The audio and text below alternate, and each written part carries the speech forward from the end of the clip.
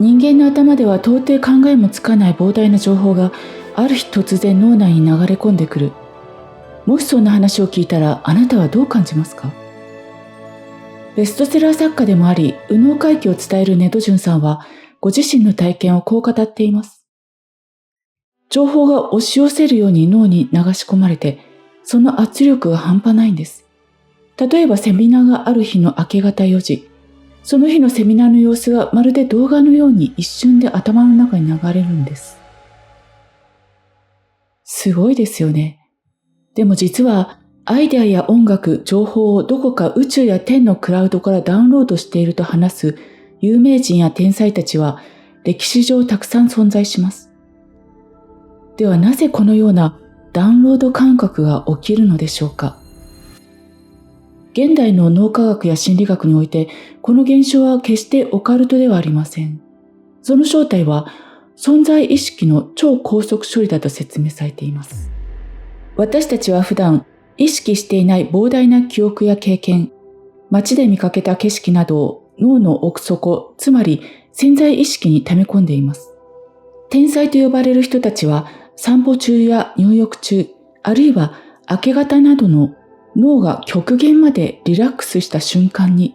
その膨大なデータが一瞬でガチャンコと結びつき、意識の表面に浮かび上がってきます。本人の意識としては考えてもみなかったことが突然ひらめいた状態になるため、まるで外からダウンロードされたと感じるわけです。ではこの情報のダウンロードは私たちの意識の中で一体どのようにして起こっているのでしょうか？今回はネドジュンさんの視点をもとに動画前半、私たちの心が持つ意識の3階建ての構造について、動画中盤、それを神経科学で解き明かすダウンロードの正体、最後に意識を深め圧倒的な幸福感に包まれるイメージワークをご紹介していきます。まずはネドジュンさんが提唱する意識の構造というお話をご紹介します。ネドジュンさんは私たちの意識を3階建て、地下2階付きの建物に例えています。3階の個体意識、ここは左脳が司る意識。私という個人であり、自らの意思でコントロールできるのはここに限られます。思考や言語のエリアなどで、普段の生活でほとんどの人は3階だけで暮らしていると言えます。自動思考は3階から降ってきます。2階、身体感覚。ここは右脳の管轄。体の細胞や神経からの情報を感じ取るエリアです。左脳の思考から切り離された命と言い換えられる場所です。左脳の自動思考をストップすれば2階まで降りてくることができます。エレベーター呼吸などのワークを取り組まれている方は、ここに顔を出している状態です。1階、無意識。命の土台となる本体さん、つまり無意識のエリアです。本体さんがいなければ、2階や3階建ての建物を建てることができません。2階の右脳にメッセージを送り、私たちを導いてくれます。本体さんは、クリエイターズスピリットから分霊、つまり生命の核を与えられています。そのおかげで、この建物は生まれたのです。地下1階、集合意識。集合意識のエリアです。いわゆるアカシックレコードと呼ばれる次元です。人間を含めた生命全体の意識の集合体です。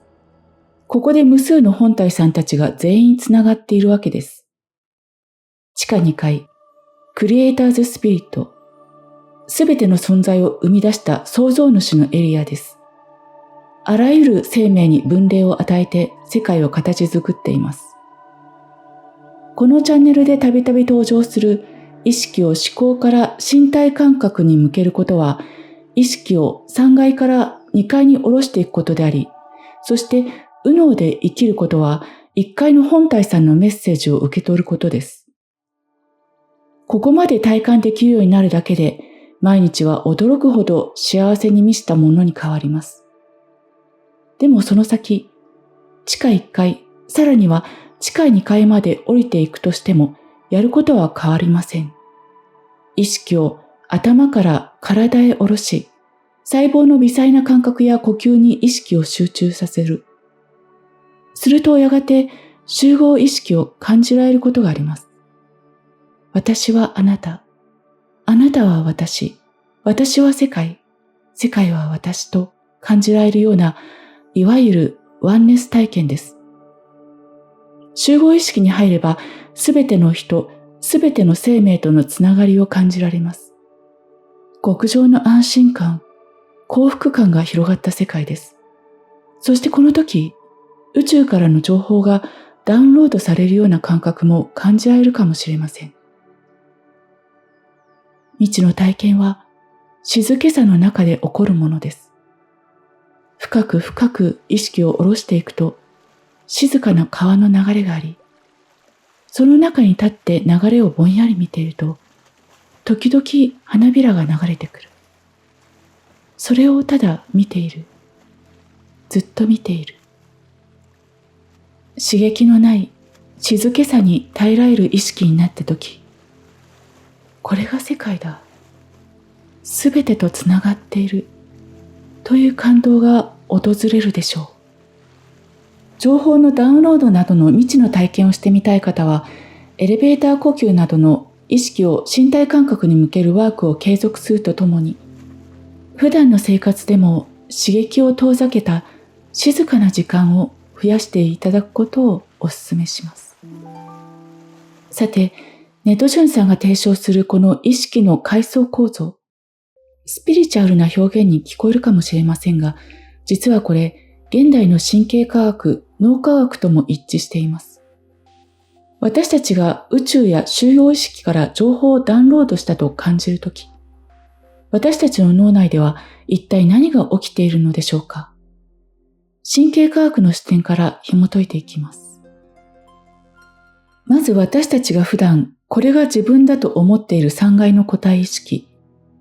脳科学においてこれは左脳を中心としたデフォルトモードネットワークという脳のネットワークの働きです。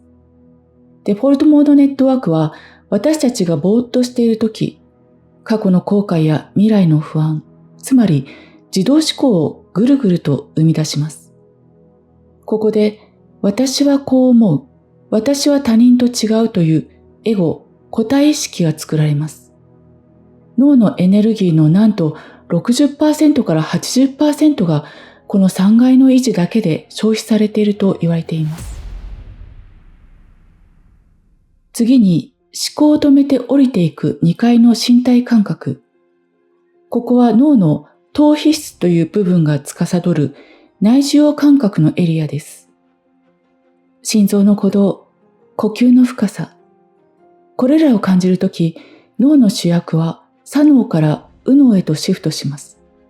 エレベーター呼吸などで3階の自動思考をストップさせると、脳のエネルギーに余裕が生まれ、2階の身体感覚のスイッチが劇的にオンになります。これが命そのものにつながるという状態の脳科学的な正体です。そして1階の本体さんこと無意識のエリア。実は3階の人間の意識が1秒間に処理できる情報量はわずか40ビット、文字にして数文字程度と言われています。しかし脳全体の無意識が処理できる情報量はなんと毎秒1100万ビット、実に27倍以上です。普段私たちは3階の狭い部屋でエゴの不満に執着しているため、1階の本体さんが処理している1100万ビットの超巨大データに気づくことができません。しかし3階の思考を鎮めて2階の身体感覚に意識を集中させると脳のフィルターが外れます。その結果、1階の巨大データが3階へと一気に突き上げてくるのです。これが脳内ダウンロードの第一歩です。ではさらに深い集合意識やワンネスは科学的にどう説明されるのでしょうか。ここで鍵となるのが脳の低位中心という部分です。ここは普段、ここからここまでが自分の体で、ここからは外の世界だという空間的な境界線を24時間監視しています。しかし瞑想や呼吸法によって脳が極限の静けさに達すると、この低位中心への血流が完全にストップすることが分かっています。すると脳は自分と外の世界の区別ができなくなります。これがネドジュンさんのおっしゃる私は世界、世界は私というワンネスの正体です。脳科学的にはオカルトではなく、脳が境界線を見失った結果、すべてとつながっていると正しく認識した状態なのです。この時、脳内ではガンマ波という非常に高い周波数の脳波が優位になります。ガンマ波が出ている時、脳のあらゆる部位が完全に同期し、普段ではありえないスピードで情報が結びつきます。過去に見た10年前の景色、本で読んだわずかな知識、日常で無意識にキャッチしていた他人の表情や時代の空気感、これら数百万、数千万ビットのバラバラだったデータが脳の最高速度のネットワークによって一瞬で一つの完璧なアイデアとして結晶化します。これが明け方4時に動画のように未来のセミナーの様子が流れてきたり、モーツァルトの脳内に完璧な曲が流れてきたりする脳内のダウンロードの正体です。宇宙から降ってきたように思えるその情報は、あなたの脳という名の小宇宙がすべてのリミッターを解除して導き出した究極の答えなのです。未知の体験、そして脳のフルダウンロード能力を呼び覚ます鍵は、やはり静けさにあります。現代社会はスマホや SNS など3階の左脳の個体意識を刺激する情報で溢れ返っています。これでは脳の CPU が 100% エゴの維持に使われて、1階や地下からのメッセージを受け取る隙間がありません。ネドジュンさんが教えてくださるように、私たちがやるべきことはシンプルです。意識を頭から体へ下ろし、細胞の微細な感覚や呼吸に意識を集中させる。神経を意識に通していくのです。では最後に意識を深めて脳のリミッターを外していくための小さなイメージワークをご紹介します。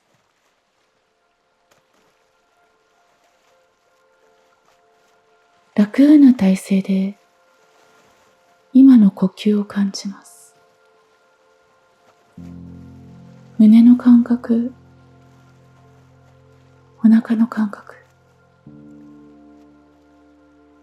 感覚を感じようとしても、明日のあの仕事どうなってたっけ？昨日のあの人の言葉どういう意味なんだろう？などと、次々と思考が浮かんできます。私たちの意識は、川や海の中でできる渦巻きに似ています。水流、水底の構造など、複合的な要素によって生まれる構造的な力であり、渦巻きそのものは独立した存在ではない。私たちの意識もそれに似ていて、感覚、つまり右脳の精神の水に満たされた構造の中で、まるで思考の渦巻きが発生しているようなのです。思考の渦巻きは構造的な力によってそのままにしておくといつまでもくるくるくるくる回り続けます。気が休まることがありません。けれど、もっと深いところに右脳の感覚の水があります。右脳の水がある場所はシーンと静かです。渦巻きに巻き込まれて目が回ることがありません。思考が絶え間なく流れて心が落ち着かないとき、それはあなたが意識の表層にいるサインです。そんなとき、体の感覚を感じてみる。呼吸の感覚や椅子に支えられている感覚、今聞こえてくる音、香り、それらをただ感じていると、意識は徐々に深く深く静かな水に入っていきます。思考が静かになります。肉体の領域は同じ右脳の水、つまり幸せな静寂に満たされています。肉体もまた感覚、つまり右脳の水に満たされており、だからこそ私たちは体の感覚に意識を向けることで思考の渦巻きから脱出できるのです。肉体の領域の先には自分という個を超えた領域が広がっています。この領域もまた右脳の水でつながっています。私たち人間は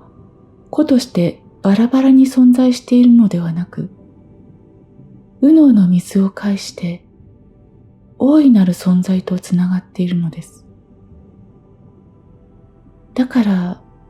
右脳で生きていると様々な奇跡に遭遇するのです。この壮大な仕組みの中で唯一浮いている存在が思考の渦巻きです。思考の渦巻きが意識、肉体、大いなる存在とのつながりを断ち切ってしまうとも言えます。すべては自動思考を止めることから始まります。右脳の静かな水の中は、左脳の思考になりきった人には地味で刺激がない世界に思えるでしょう。左脳のクラウン回路は思考という刺激を常に求めて私たちに空白の時間を作らせません。常に脳内をビジー状態にします。現代人はこのビジー状態に慣れすぎてしまいました。思考があることに慣れすぎてしまいました。それがまさか自分の不幸の原因であることに気づきもしないで、幸せな静寂の中に戻りましょう。体の中の声だけが道しるべです。しばらく今の感覚を感じる時間をお過ごしください。